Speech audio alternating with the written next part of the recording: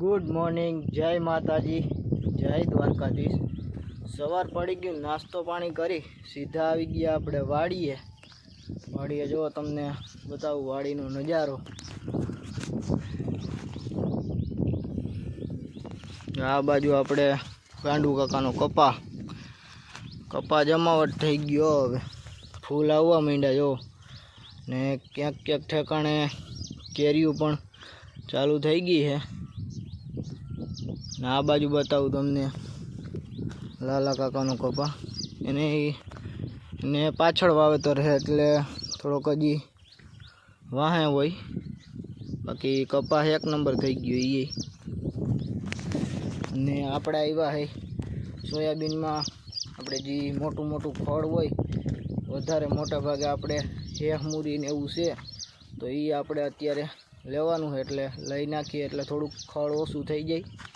તો હાલો હવે એ બાજુ જઈને તમને બતાવું સોયાબીન આપણું। અહીંયા ભાજી વાવેલી છે, આ બધી ભાજી છે। આ બાજુ જો ગુવાર છે, પછી એ બાજુ કંઈક વેલો છે, વેલો આ બાજુ આંબો। હવે તમને સોયાબીન બતાવું આપણું। જો આ આપણું છે સોયાબીન, કેમ જમાવટ પડ્યું ને લ્યો। અહીંયા એક ધોકરના ગુંડા છે, એમાં આપણે દવા મારી ગયા એટલે જો પીળી પડી ગઈ હાવ। હવે ઓલી બાજુ જઈને તમને બતાવું કે અશોક કાકા આપણે કાકા છે એની ડુંગળીનું વાવેતર કર્યું એ બતાવું। એ બાજુ આવેલા છે, અત્યારે ટોપી પહેરી એટલે ગરમી જેવું થાય ઘરની। જો ડુંગળી દેખાવા માંડી છે,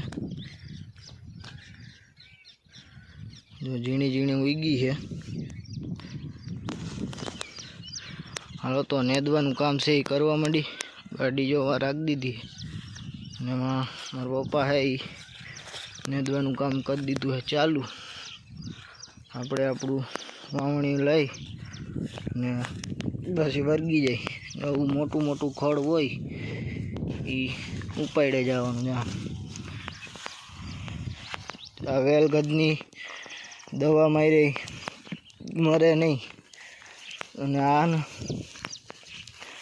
આના ફૂલ હોય, આ ફૂલ છે એના ને લોકો કંઈક ઉકાળો કરીને પીતા હોય ને આ ફૂલ નહીં। હાલો આપણે આપણું વાવણી લઈ અને પછી આપણું કામ કરી દઈએ ચાલુ। અહીંયા પડ્યું લઈને વર્ગી જાય, આમ પેલ લીધું છે પછી હમણાં ઉપડી એ બાજુ બાકી બનાવી લઈ, કોટો સડાવી લઈ અને પછી કરી દઈ કામ ચાલુ। ઓલી બાજુની માંડવી બતાવું હાલો તમને, અહીંયા આવી જાવ। વાવણી લઈ લીધું અહીંથી આપણે ફટાફટ આવેલા રહી। જ્યાં પાહાની આપણે સેઢા પાડો છે એની માંડવી બતાવું, મગફળી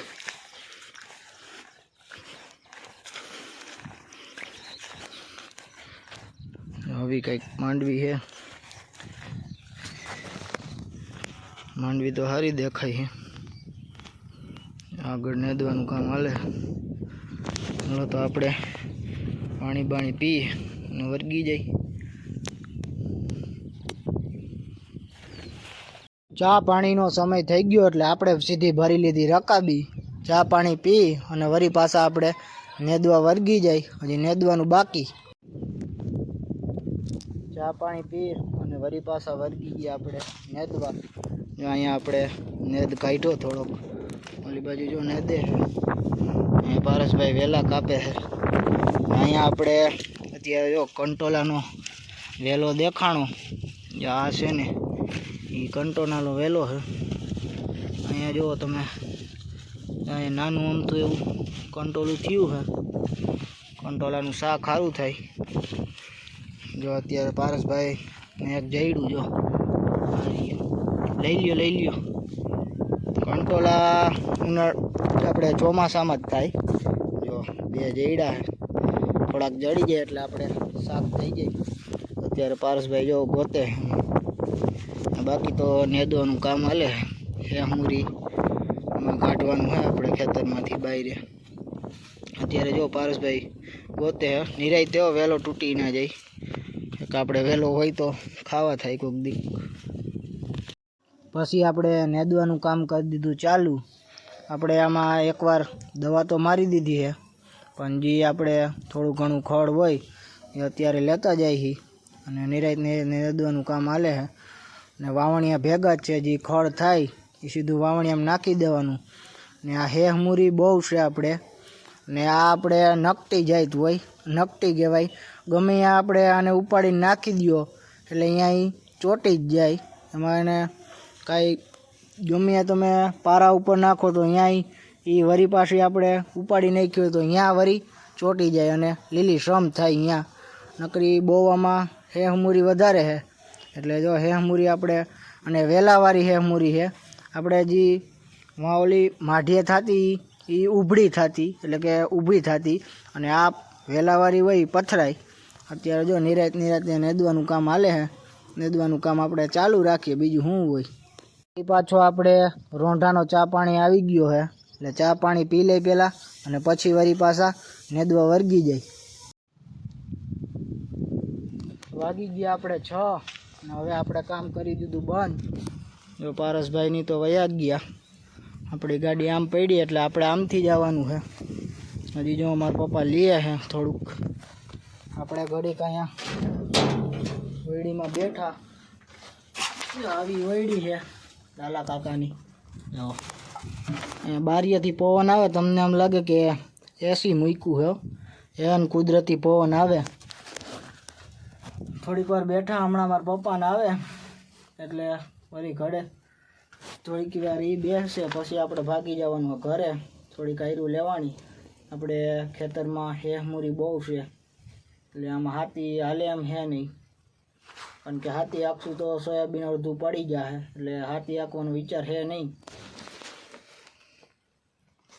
ઘડી કાંઈ બેઠા સૂતા, હમણાં જો આવી જાય એટલે પછી આપણે ઘરે ભાગી જાય.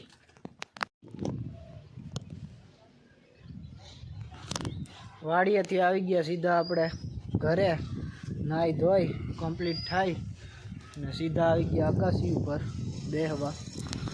આપણે દાદાની બેઠા પપ્પાની. જો સુરત દાદા આપણે આ થંભવાની તૈયારીમાં.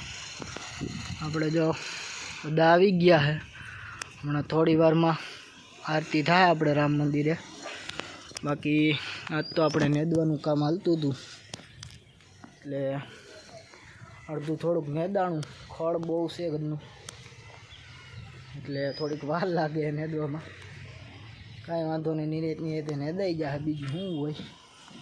જો અત્યારે એને બેઠા હોય મેળી ઉપર. પવન આવે છે ધીરો ધીરો, ને અગાસી ઉપર બેઠા હોય. અને થોડોક સબસ્ક્રાઈબ કરતા રહેજો, એટલે આપણી ચેનલ થોડીક આગળ વધે. કંઈક 716 સબસ્ક્રાઈબર એવું છે આપણે.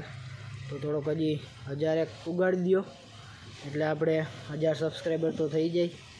એ 300 સબસ્ક્રાઈબર ઘટે છે, તો થોડાક સબસ્ક્રાઈબ કરજો મને, જેથી કરીને હું તમારા માટે કંઈક નવા વિડીયો બનાવી શકું. ને મોટે ભાગે આપણે ખેડૂત છે, એટલે ખેડૂતના વિડીયો આવતા હોય. બીજા તો આપણે ક્યારેક ક્યાંક જવાનું થાય તો આપણે વિડીયો એવો મૂકીએ. બાકી તો વાડીએ જવાનું હોય, વાડીનો જ વિડીયો આવે, બીજું કાંઈ હોય નહીં. વાડીનો વિડીયો આવે એમાંય થોડુંક જાણવા જેવું હોય કે આપણે આજ શું કામ કર્યું, ને બીજું ત્રીજું, ને ગમે બીજું વસ્તુ તમને બીજી નવી બતાવતો હોય. બાકી તો અત્યારે તો જો એ અગાસી ઉપર બેઠા હોય. તો બસ આજનો વિડીયો આટલો જ. જો વિડીયો પસંદ આવે તો વિડીયોને લાઈક, શેર અને સબસ્ક્રાઈબ કરી નાખજો. મળીએ આપણે કાલ બીજા નવા વિડીયોમાં. Bye bye.